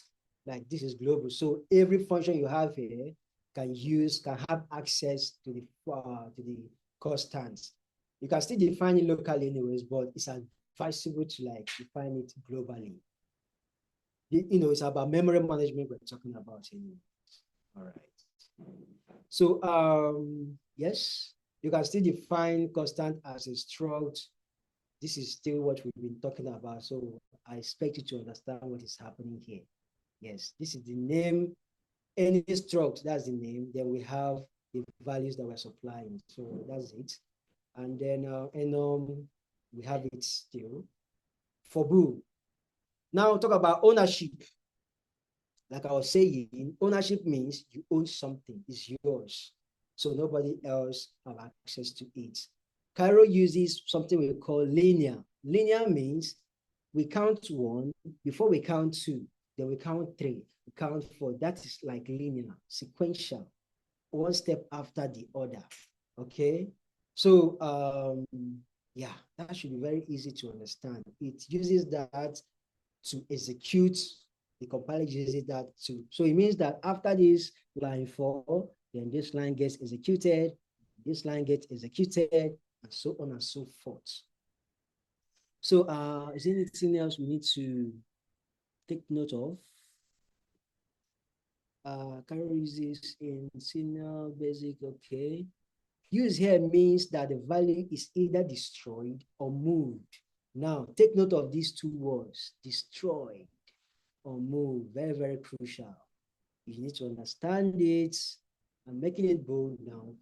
So what we have here, we're talking about destroy or move. Meanwhile, who are the owners? Who are the owners of stuffs in Cairo? Like the owners are the functions. If you did not get anything else from the class, remember that the owners, people that own stuffs in Cairo, are the functions. So this function is an owner here. What exactly does it own? It owns this variable x. So once it owns this variable x, it means that it is responsible for variable what? X. It is responsible for it.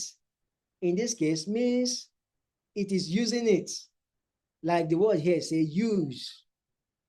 It is using it. So it's responsible for it means once it goes out of scope, it is responsible for maintenance.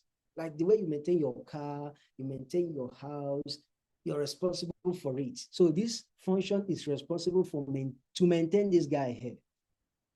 So that is what ownership is all about. And another thing you have to understand about ownership, every single value like this, X, must have an owner in Cairo. Okay, we can't afford to have it flying around. So we need to like say, you are responsible for this person, you're responsible for that person, so that everything will be well organized. This way, your program is so good and efficient. It's very fast. So once X reaches this line 8, we say that it goes out of scope. Another person will say it gets dropped. These are all the same thing. It gets dropped, it goes out of scope. They're all the same thing. The most important thing you need to understand is it stops existing. It dies. I hope this whole thing is making sense somehow, man. Because, yeah, can I get some feedback? Do we understand what ownership is all about from the basic example I've given so far? Yes, Ebuka, thank you. Ebuka, yeah. Who else? Not just Ebuka. Somebody else tell me you are with me. You can't be against me. Okay? Yes, Shidera and Ezekiel, yes. I will take that as a consensus that the rest of us are following along. All right, God's will. Thank you, man. Thank you, everybody. So that is what ownership is all about. And then I think we need to take care of, I've talked about the compiler. Okay, so if I go over to the next, okay, we now have an example. If I should like copy this example, let's quickly see what is going on. I will explain it so that we understand. Now I will clean everything we have here so that I can still use this particular, right? Now, without even doing anything, the compiler is already complaining. It's saying something like, let's see, variable was previously moved. Variable was previously moved. Remember what the word moved. So it means that someone else has taken ownership. What are they fighting over? We're fighting over this guy. So these two functions, foo and main, are fighting over this variable here, array. So it says that it's previously moved. That means that foo has taken full ownership of this function. It has taken full ownership of what? This variable that we have here. This is an array. And the function foo we have here is also an array that eventually returns an array. So you see that's an issue. The ownership has been moved to this line 7. Therefore, This other line 8 does not have access to it. All right, let's go over to the next slide and see what happens. Now we have reference. Reference is the ability, of the compiler. It gives you this ability to borrow. That thing that you don't have gives you the ability to borrow it. You don't have a car, but your friend has. You get to borrow a car from your friends. Remember, at the end of the day, what do? You return the car to your friend. It's not yours. You're borrowing. So we're talking about memory management and how it works. So we have this ref keyword here. So if I decide to change what we have here and say that this function should make a reference to this, is that correct? Then down here, it's also going to take a reference to this. It's also going to take a reference to this. And you see that everything works. Everybody is happy. The compiler is happy. You writing the code is happy. Everybody is happy. So right now, what we have here is, who is the owner of array here? I need somebody to answer based on what we have done so far. Who is the owner of this ARR here? Please, somebody should help me. Somebody says foo. Wilfred, thank you for that answer. Next person.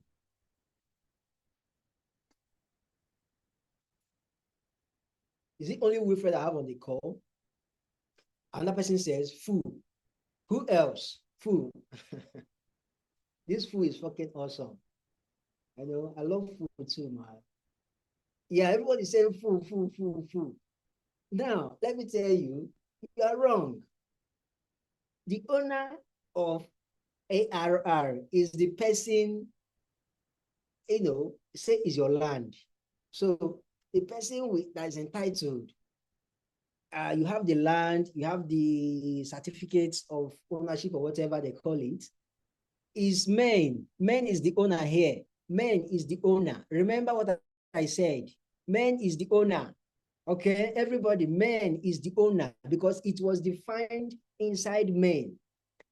Now, another thing I want you to remember is you can't define a variable outside of a function.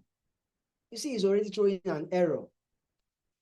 So, because out here, it's like a no man's land, nobody owns it. So the whole thing will be floating around and there's no way the compiler will handle this. The compiler doesn't like this. So I'll take that out. This is it. Men owns R. Now, R is like, okay, we have something in common. Foo is telling M. We have some men, telling main function. We have something in common. So I beg, can you borrow me one or two? We love to drive and you have a car. I'd like to test that your fast car. I say, okay, sure, you can take it. And it was given here, reference, he borrowed it with the keyword referencing. After driving, you take it back to the owner. Men retains the ownership here. And then another day, Fu comes again and say, I bet make I try the other, car of yours, that Benz. I like car. He borrows it. At the end of the day, he returns it to men, the owner, the rightful owner. But if it was moved, like we had earlier, when there was no reference, remember this now, when there was no reference, if it was moved, it means that Foo is now the owner of this array. How does this happen? Men transferred ownership to Foo. When we have the transference of ownership, we say that the variable has what? Moved. When we have transfer of ownership, we say that the variable has what? Moved. Remember this. It's important to remember this as long as you're talking about ownership.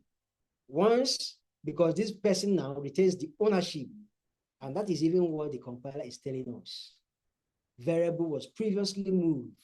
So instead of this guy having the certificate of the land and then all the documents, the document has been transferred to line 7. Did everybody get that? Yes, we do. But if we don't, if men doesn't want to give it out, it will use this guy to use reference. It will borrow. Say, okay, you can borrow. At the end of the day, bring it back. This is not for sale. All right. I think that is clear enough. If you still have a question, you can ask. And that is what we have using reference keyword. Then we also have snapshots. Now, the difference between snapshots and reference is that with reference, it gives you the ability to mutate. You can change the value. So still on this particular example, it means that the person that borrowed the car can crash it. If you crash the car, you have to go to mechanic and fix it. You have that ability. You can fix it. And maybe if the color used to be white, you will paint it to black. I don't know. The owner might say, okay, I actually like black because black is my color. I just bought it white because it came with white. So that is the ability that referencing gives you the ability to change. You can mutate. But in the end, you are not the owner. You return it to the owner. So based on what I just said right now, after foo has used array, that's ARR, who is responsible for disposing ARR? Is it foo or main? I need your response.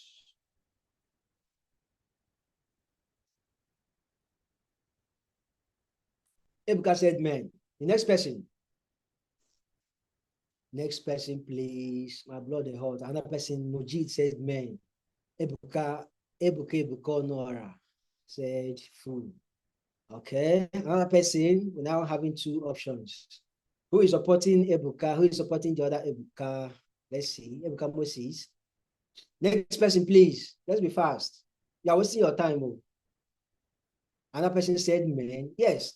Majority carries the vote. No, Mojid, it was not moved, please. Authority was not moved. Yeah, you can use that word, authority. Authority was not moved. We only take a reference. The person responsible for disposing these is still man. Because after borrowing, like I said, your friend is the man. After borrowing the car, at the end of the day, you return it to him. So he will also keep his car in his car collection. Maybe later I come back with the video and rewatch this. Is important. You understand this. It's called move semantics. It's important you understand this. Ha. Are we even going to go through Starklings again, Seth? Well, we have just one, this other guy remaining. Now we have snapshots. Snapshot simply means instead of taking a reference, sorry, the authority was, okay, yeah, borrowed reference. You know, if you're writing Rust, I think Rust says borrow, but here we are using reference. So the word, they actually mean the same thing, but the different languages, Rust use borrow and Cairo use reference. Yeah, just take note of that. Then the difference between reference and snapshot is that whereas you can change what is happening on with reference, with snapshot, you cannot change anything. Snapshot means you're taking a snapshot of what is happening. That's it. So you can't change it. You can't mutate it. It's like saying your friend here, that's food, has a car, and you want to buy the car. Your friend doesn't want to borrow the car to learn because he's afraid you might break it down or scratch it. He say, my guy, go buy your own car. You have money. You have the money, okay? So what you have to do is, okay, give me the picture. I want to see the picture so that I can give it to my dealer. I want to get exact thing that you have. And that means you're taking a snapshot of his car. And in the end, the owner of the car still retains ownership. Remember, we're talking about ownership here. Who retains ownership? Men retains ownership. Now you can snap as many cars as you want. That's what we are having here. You snap the first car, you come back, you say, oh, I don't feel buy this one. You snap the second one. That's what you are still doing here. You are the fool. And your friend is the main guy. Understand? So I believe that is well explained so far. Do you have any question? If you don't have any question, I'll simply show you how to use Starklings. Uh,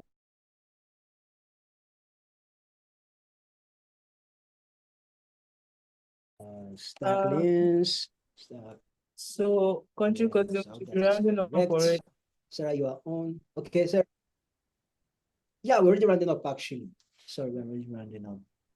Okay, so Just like okay. 10 more minutes, at least, at most, actually.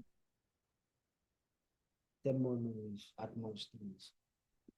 So for this is not correct, and I couldn't even help me. Starklings, yes. So for Starklings, which is actually the third, the final session we have here, hands-on. You know, with everything we've done so far, man, you can actually solve Starklings. Okay, so but I'll just show you how it works in case you're maybe having issues getting started with it, and then you go on and have a good time. You have the web version as well as register. Not for now, we're already on our own bootcamp. Start coding. See, you can connect your GitHub, and I will advise you to connect your GitHub so that you can keep track of your progress. Yes. Skip for now because I've already done this before now. Now you can see what we have here. Let me just increase this. Now how this works, these are the exercises you are supposed to tackle. It goes from function, primitive, variables. We've actually done all of this here, so you won't have any issue. If at all you have an issue, your Cairo book is there to help you, and the community also is there to help you. Just ask and answer will call. All right. So in this part, you will be given an instruction. I'm talking about this other part. I just my it's not highlightable. Yeah, okay. The intro one, where you see intro one is you see the instruction say this exercise does not do anything, yet it compiles. How do you know it compiles? You hit the compile button and it compiles eventually. Okay.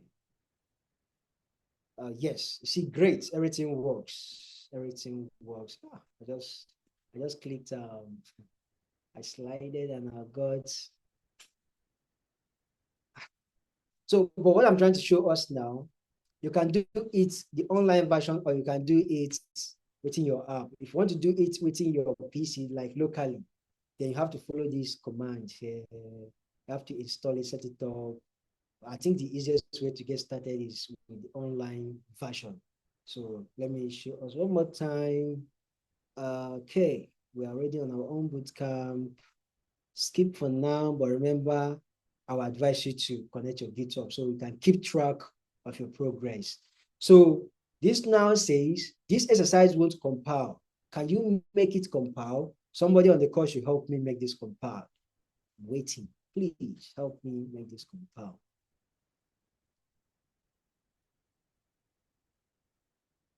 Yes, okay. Yeah, it's still okay. Please. If you interacted with via terminal, it's still fine. I just showed you right now. That's like one of the two ways. Back in the day, it was only the terminal that you can interact with. I'm talking about Starklings. But right now, you have the option of terminal and web. So you see, we are making good progress. Yes, everybody is saying man, man, man. That's awesome. It means actually we have something, we're taking something home. Man, not a man. All right, let's see if we are correct. Okay. Why is it taking time? Is it my network or what? So, but in the end, yeah, it's great. It's compiles. Then you move on to the next exercise. Next.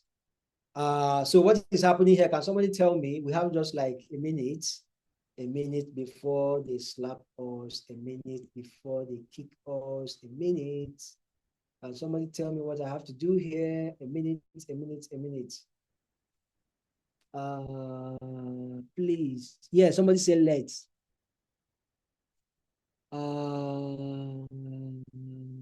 We clone. Say, please, is this same exercise that, yes, it is the same exercise, Sunday. It's the same exercise, but this is like web-based, the web version. I'm guessing it is the same exercise. I don't really know the exercise you're talking about, but if it's Starklings, it is the same exercise. All right. So yes, if we add let here, remember, without let, you're saying that you're just trying to reassign a value. What value are you reassigning? The compiler does not know. So for you to make this work, you say let's.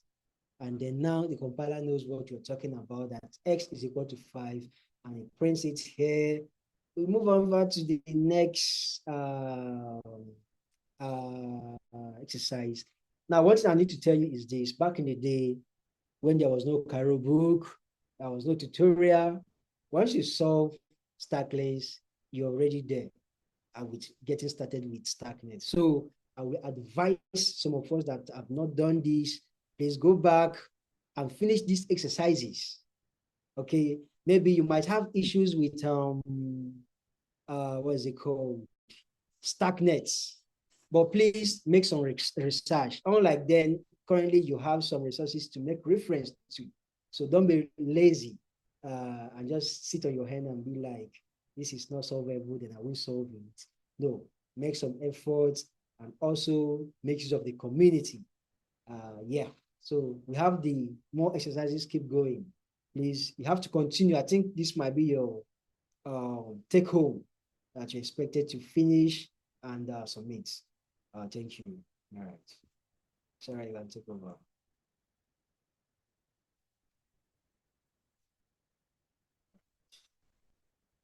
Sarah, are you there? You can take over, please. Okay, nice. Thank you, country person, for that amazing session. Yes, thank you, Collins. Thank you. Okay, so we'll come to the end of the class today. I guess you do not have more questions for your tutor. If you have more questions for him, you can always tag him on the Telegram channel. He's always like available to and open to answer your questions. And yes, so we're going to send out the submission form for the assignment tomorrow. He already talked about what you're going to be working on, which is completing the starting exercises. So if maybe there's going to be an additional task to that, you're going to know when we send out the submission form tomorrow, and just go through it. And please, the submission form is going to close on Monday by 10:59 UTC. That's like a minute before Tuesday. So please kindly take note. For those that were confused last week, kindly take note. Submission will close on Monday night. So yes, that's all for today. Is there any question for me? Any question? I hope everybody that has issue with the attendance, I've rectified everyone that complained about their names and dropped their names. If you still have like an issue with that, you can always also drop a comment on colonies. Yes. Yeah, so we've come to the end of the class. Thank you for joining, guys, and have a great night rest. Have a great weekend. Yes. See you next week, Tuesday. Where can I find the leaderboard? You can find the leaderboard. The link is on colonies. Well, let me just post it here.